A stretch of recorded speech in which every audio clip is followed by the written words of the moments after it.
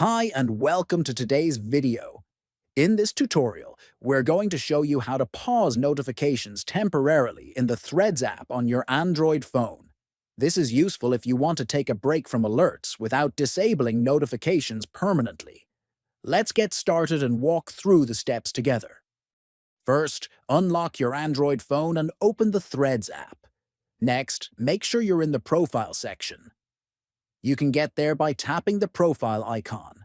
Then, tap the two horizontal lines located in the top right corner. Now, select the Notifications option from the list. After that, tap on Pause All to enable the pause feature. Finally, choose how long you want to pause notifications. You can pick from several options like 15 minutes, 1 hour, 2 hours, 4 hours, or 8 hours. Once selected, all notifications will be paused for the duration you chose. After the time is up, notifications will resume automatically. That's it for today's tutorial. Now you know how to temporarily pause notifications in Threads on Android. Don't forget to subscribe for more helpful tech tips and easy step-by-step guides.